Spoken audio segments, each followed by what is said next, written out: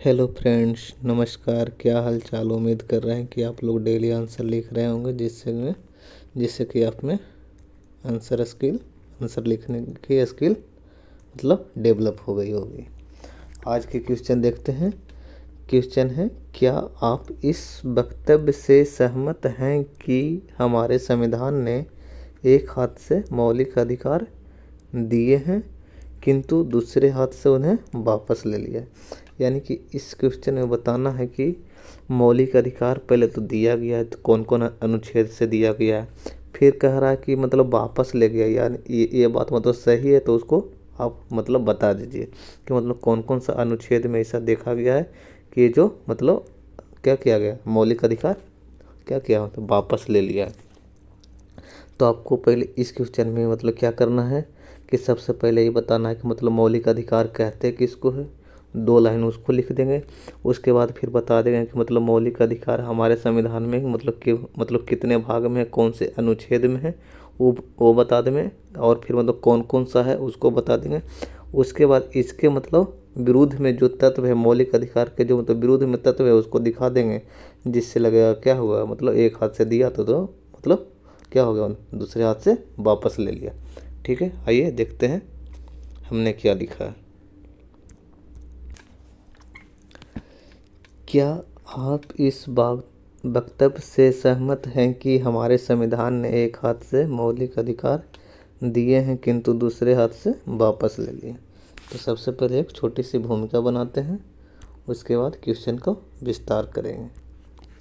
मूल अधिकार व्यक्ति के पूर्ण बौद्धिक, नैतिक, आध्यात्मिक विकास के लिए अत्यंत आवश्यक है।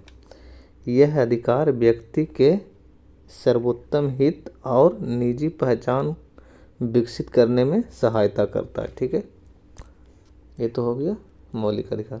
उसके बाद फिर देखते हैं कि संविधान में कहाँ है। तो भारतीय संविधान में मूल अधिकारों का वर्णन भाग 3 में अनुच्छेद 12 से 35 में 6 प्रकार का किया गया है। कितने प्रकार का? तो 6 प्रकार का।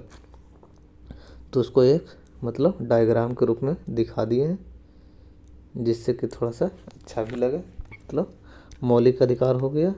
समता का अधिकार 14 से 18 के बीच में है। स्वतंत्रता का अधिकार 19 से 22 के बीच में, और शोषण के विरुद्ध 23-24 में। धार्मिक स्वतंत्रता का अधिकार 25 से 28 के बीच में। सांस्कृतिक एवं शिक्षा का अधिकार 29 से 30 के बीच में, और संवैधानिक उपचार का अधिकार अनुच्छेद 32 में। आगे देखते हैं। ठीक है, संविधान के द्वारा दिए गए कुछ प्रमुख मौलिक अधिकार। तो कौन कौन सा? तो पहले तो कितना प्रकार के? 6 प्रकार के। तो उसी को बारी बारी से देख लेंगे और 2-2 लाइन लिख देंगे। समता का अधिकार 14 से लेकर 18 के बीच में। भारत के संविधान के अनुसार भारतीय राज्य क्षेत्र में सब एक समान है। सब कैसा है? एक समान है विधि के नज़र में। वहीं राज्य किसी नागरिक के प्रति केवल धर्म, मूल वंश, जाति, लिंग या जन्म स्थान के आधार पर कोई भेदभाव नहीं करेगा। ठीक है, यहाँ पर नहीं करेगा। सबको नियोजन में समान अवसर प्रदान किया गया है। ये सब क्या है? समता के अधिकार में आता है।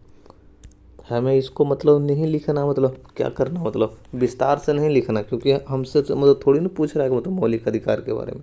ये सिर्फ बताना है कि दिया एक हाथ से लिया, उसके खाली विस्तार कर देना। इसलिए इसको मौलिक अधिकार को 2-2 लाइन लिख दिए हैं। स्वतंत्रता का अधिकार 19 से 22 के बीच में। स्वतंत्रता का अधिकार एक महत्वपूर्ण अधिकार है, जिसमें से वाक स्वतंत्रता एवं अभिव्यक्ति स्वतंत्र की स्वतंत्रता है। शांतिपूर्ण सम्मेलन करने का अधिकार, संघ बनाने का अधिकार, भारतीय राज्य क्षेत्र में अबाध घूमने का अधिकार, किसी भी भाग में बसने का अधिकार। ठीक है, ये क्या स्वतंत्रता के अधिकार में आता है, अनुच्छेद 19 में। किसी भी भाग में बसने का अधिकार, कोई वृत्ति यानी कि क्या चाहिए, आजीविका के साधन चुनने का अधिकार। ठीक है, आगे देखते हैं। शिक्षा का अधिकार, दंडात्मक निरोध के अधीन गिरफ्तारी से संरक्षण का अधिकार, शोषण के विरुद्ध अधिकार 23 से 24 के बीच में। इन अनुच्छेदों के अनुसार मानव व्यापार, बेकार, किसी प्रकार का कि अन्य बलात् श्रम को क्या करता है, प्रतिबंधित करता है। धार्मिक स्वतंत्रता का अधिकार 25 से 28। किसी व्यक्ति को अंतःकरण की स्वतंत्रता तथा धर्म की अबाध रूप से मानने, आचरण करने, प्रचार करने का अधिकार है। धार्मिक कार्य के प्रतिबंध की स्वतंत्रता, प्रतिबंध नहीं मतलब प्रबंधन की स्वतंत्रता। संस्कृति एवं शिक्षा संबंधी अधिकार है। संवैधानिक उपचारों का अधिकार है। ठीक है, ये तो हो गया जो कि अधिकार दिया गया। अब देखते हैं कुछ पॉइंट जिससे कि अधिकार लगता है, जिससे मतलब छीना गया। दरअसल मूल अधिकार असीमित नहीं है, असीमित नहीं है। युक्ति युक्त निर्बंधों के आधार पर इन्हें सीमित कर सकता है। आगे देख लेते हैं। संविधान में कुछ मौलिक अधिकार के विरुद्ध तत्व भी देखे जा सकते हैं। वो क्या है, नीचे लिखा हुआ। जैसे पहला, संविधान के अनुच्छेद 14 के तहत सबको विधि के समक्ष समान संरक्षण का मतलब प्रावधान है, किंतु राष्ट्रपति और राज्यपाल को उनकी कार्यकाल के दौरान कोई मुकदमा नहीं चलाया जा सकता। यहाँ क्या हुआ, मतलब विरोधाभास देखा जा सकता है। आगे देखते हैं 15 में क्या है। अनुच्छेद 15 के अनुसार भेदभाव को क्या करता है, रोकता है, लेकिन राज्य महिलाओं और बच्चों के लिए विशेष व्यवस्था कर सकता है जो इन अनुच्छेद के क्या होता है, विरोध नजर आता है। अनुच्छेद 19(2) के अनुसार राज्य निम्नलिखित आधार पर वाक एवं अभिव्यक्ति की स्वतंत्रता पर प्रतिबंध लगा सकता है। अनुच्छेद 19(2) के तहत, ठीक है, राज्य की सुरक्षा, भारत की एकता, अखंडता, विदेशी राज्यों से मैत्रीपूर्ण संबंध, शिष्टाचार, न्यायालय की अवमानना, अपराध में संलिप्तता आदि के आधार पर इसे क्या करता है, मतलब प्रतिबंध लगा सकता है। इसी को चाहिए तो आप मतलब एक एक दो शब्द लिख के मतलब अलग अलग अथी कर सकते हैं, क्या चाहिए मतलब पॉइंट बना सकते हैं। लेकिन अगर इसको अगर और भी अथी आता पॉइंट तो मतलब एक एक साथ लिख सकते हैं। यदि संघ या फिर सम्मेलन करने से भारत की एकता अखंडता में क्या होता मतलब प्रभाव पड़ेगी तो अधिकार को क्या कर सकते हैं, मतलब प्रतिबंधित कर सकती है। अबाध संचरण की स्वतंत्रता पर भी युक्ति युक्त प्रतिबंध राज्य लगा सकता है, जिससे कि आप जैसे मतलब किसी को हो गया मतलब बीमारी ग्रस्त व्यक्ति के संचरण पर रोक लगाई जा सकती है।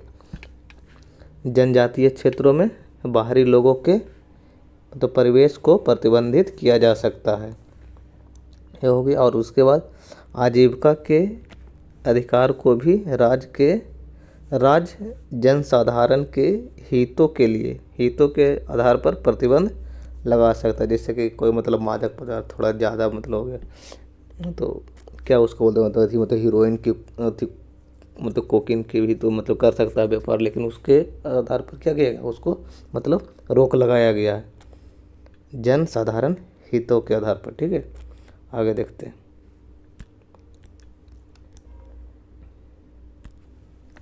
अतः हम संविधान के उपरोक्त अनुच्छेदों को देखें तो पाएंगे कि संविधान एक हाथ से मौलिक अधिकार प्रदान करती है तो दूसरी हाथ से छीनने का भी कार्य करती है। ठीक है, ये तो रहा मेरे द्वारा लिखा हुआ।